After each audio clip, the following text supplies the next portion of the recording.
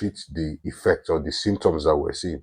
So in treating the symptoms, what you need to do is spray or mold killing chemicals. There are many out there.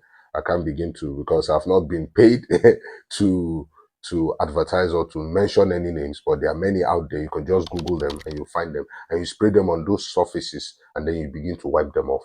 Right? They kill mold. You could also repaint. I use a waterproof friendly paint to revisit those surfaces that probably have been affected in one way or the other. And then obviously clean the entire premises and make sure that it's free from water stains and water in. Or you just started your development, your construction now. How do you avoid? The first thing is engage the services of professional builders, architects, engineers, civil, structural, um, and building engineers and what have you, people in that light and that profession. Okay.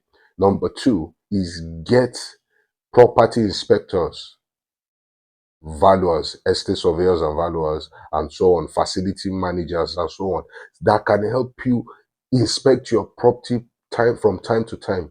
If you are in need of search for a property around Lagos, you can reach out to me in the DM and I can have a look. So what happens during the inspection process is that you are given a report based on field sightings and field views of your property, from the roof to the foundation. And getting an independent inspector removes every element of sentiment. Yes, it comes at a cost, but I think in the long run, it saves you a lot of trouble. So this one applies to those whose properties are giving them issues at the moment. Don't just go with your family member, your relative, or your friend, or some brother from or sister from church simply because you are acquainted with them. If you want to involve them in the project, you can still involve them to have supervisory oversight depending on your relationship with them. But let the major work, the heavy lifting, be done by those professionals. Finally, use quality materials.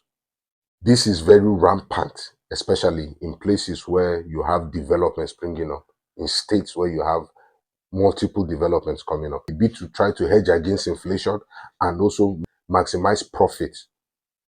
Tend to use bad, low standard, subpar, substandard building materials. They aesthetically look fine. They may look beautiful on the face value, but the moment you use them, after a little while, you find out that they begin to give up and give way, and then things like this begin to happen. Now, water damage to a building can cause a serious threat and problems. But with proper planning, with the use of the quality materials and regular maintenance, regular inspections, you could actually save your property and also save your life. Suspect any form of water leakage, any damp smell, any paint that is just peeling off indiscriminately from the building or the property, and you are not sure what it is, quickly engage a professional to come and inspect. And then from there, based on the diagnosis, you could know exactly what next to do. Do not wait until it's too late. I'd like you to share this video with your friends and subscribe to our channel. Let's help other people get this value and get this information. Thank you.